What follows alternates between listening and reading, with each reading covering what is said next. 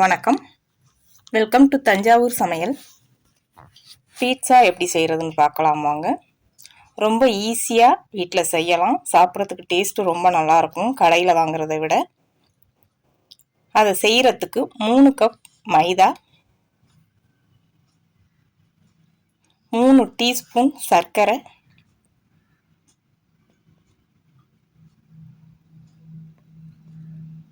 2 teaspoon instant east, 1/2 teaspoon உப்பு சேர்த்து இதை நல்லா கலந்துக்கலாம்.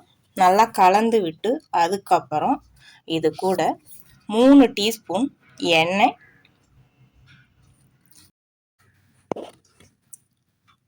1/4 கப்பு தண்ணி, வெந்நீர் ஊற்றுறேன்.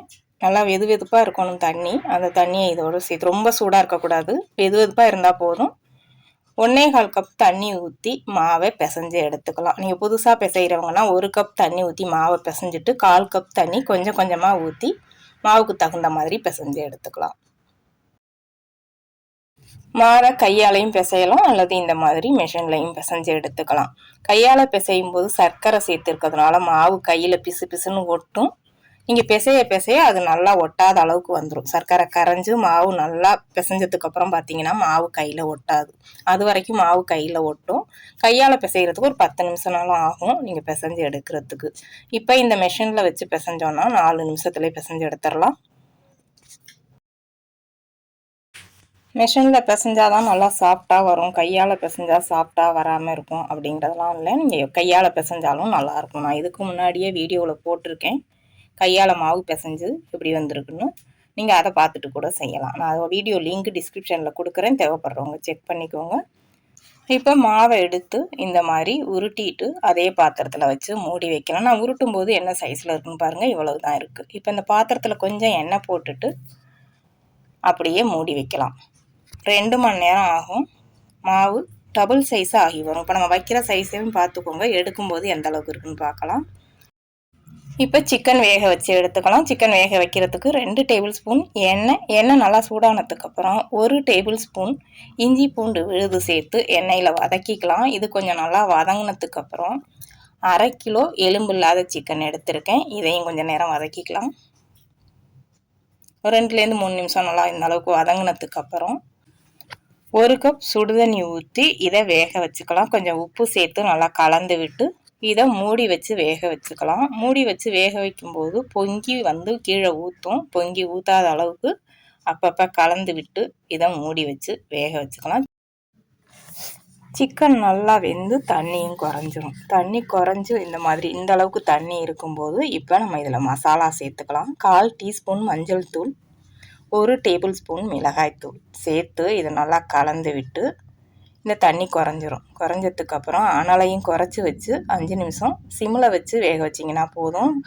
மசாலா சேர்க்கும்போது தண்ணி கொஞ்சம் இருக்கணும். தண்ணி சுத்தமாகவே இல்லை அப்படின்னா மசாலா சேர்க்காம கொஞ்சம் சுடுதண்ணி ஊற்றி 1 நிமிஷம் நல்லா வேக வச்சு திரும்ப அதுக்கப்புறம் மசாலா சேர்த்து எடுத்துக்கலாம்.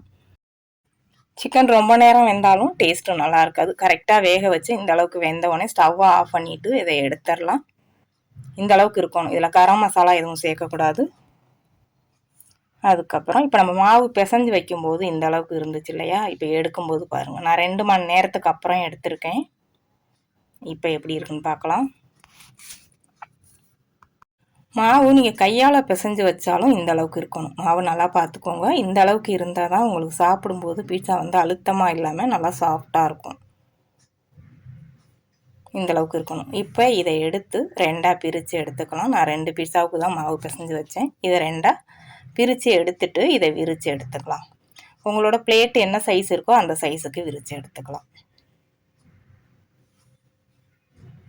நீங்கள் எந்த பாத்திரத்தில் வேக வைக்கிறீங்களோ அதுக்கு தகுந்த மாதிரி விரிச்சிட்டு அதை எடுத்துக்கலாம். கொஞ்சம் திக்காக இருக்கணும், ரொம்ப நைஸாக இருக்கக்கூடாது. நல்லா இந்த அளவுக்கு விரிச்சிட்டு இப்போ நான் பிளேட் எடுத்திருக்கேன். இந்த பிளேட்டோட சைஸ் பார்த்திங்கன்னா 11 இன்ச்சு. இதை அப்படியே எடுத்து பிளேட்டில் வச்சிடலாம்.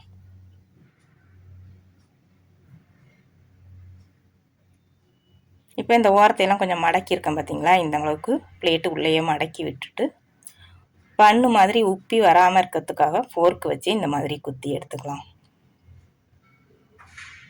அதுக்கப்புறம் 3 டேபிள் ஸ்பூன் பீஸா சாஸ். நான் சாஸ் எப்படி செய்யணுங்கிறதுக்கான வீடியோ லிங்க் டிஸ்கிரிப்ஷனில் கொடுத்துருக்கேன். தேவைப்படுறவங்க செக் பண்ணிவிட்டு செஞ்சுக்கலாம். வீட்டிலே செஞ்சிங்கன்னா டேஸ்ட் ரொம்ப நல்லாயிருக்கும். இது மாதிரி போட்டுட்டு அதுக்கப்புறம் மேலே கொஞ்சமாக சீஸ் போட்டு அதுக்கப்புறம் இது மேலே நம்ம செஞ்சு வச்சுருக்க சிக்கன் போட்டுக்கலாம். இதே மாதிரி சிக்கன் எல்லாத்தையும் மேலே எல்லா இடத்துலையும் வச்சுட்டு சீஸ் இது மேலே கொஞ்சம் போட்டு சீஸ் ஃபுல்லாக போட்டணும் கவர் ஆகிற அளவுக்கு 125லேருந்து 150 கிராம் சீஸ் தேவைப்படும். இதை போட்டுட்டு மேலே கொஞ்சம் ஹர்ப்ஸ் போட்டு இதை அவனில் வேக வச்சு எடுத்துக்கலாம். 200 டிகிரி செல்சியஸில் 20 நிமிஷம் வேக வச்சிங்கன்னா சரியாக இருக்கும். ஸ்டவ்லையும் வேக வச்சு எடுத்துக்கலாம். ஸ்டவ்வில் வச்சிங்கனாலும் தோசைக்கல் இல்லை நீங்கள் எந்த பாத்திரத்தில் வைக்கிறீங்களோ அதை 10 நிமிஷம் சூடுபடுத்திட்டு அதுக்கப்புறம் உள்ளே வச்சு 20 நிமிஷம் வேக வச்சிங்கன்னா இந்த அளவுக்கு வெந்துடும். இப்போ இது எப்படி இருக்குன்னு பார்க்கலாம். சிக்கன் வேக வைக்கும்போது கரம் மசாலா எதுவும் சேர்க்கக்கூடாது. சேர்க்காம நான் சொன்ன மாதிரியே செஞ்சிங்கன்னா தான் உங்களுக்கு இந்த டேஸ்ட் கரெக்டாக கிடைக்கும். இப்போ நல்லா சாஃப்டாக நல்லா வெந்து நல்லா வந்திருக்கு. சாப்பிட்றதுக்கு டேஸ்ட்டும் நல்லாயிருக்கு. இது சிக்கன் கூட நீங்கள் குடமிளகா சேர்த்தும் செய்யலாம். அந்த டேஸ்ட்டும் நல்லாயிருக்கும். மஷ்ரூம் குடமிளகா சேர்த்து செஞ்சிங்கன்னா இன்னும் டேஸ்ட்டும் நல்லாயிருக்கும். வெறும் சிக்கன் மட்டும் செய்கிறா இருந்தாலும் இந்த மாதிரி செஞ்சு எடுத்துக்கலாம். நான் இதில் பார்த்திங்கன்னா குடமிளகா காளான் எல்லாம் சேர்த்து செஞ்சுருக்கேன். இதுவும் நல்லாயிருக்கு. ரொம்ப ஈஸியாக செய்யலாம். நீங்களும் செஞ்சு பாருங்கள். வீடியோ பிடிச்சிருந்தா வீடியோ ஷேர் பண்ணுங்கள். தஞ்சாவூர் சமையலுக்கு சப்ஸ்கிரைப் பண்ணுங்கள். தேங்க்யூ.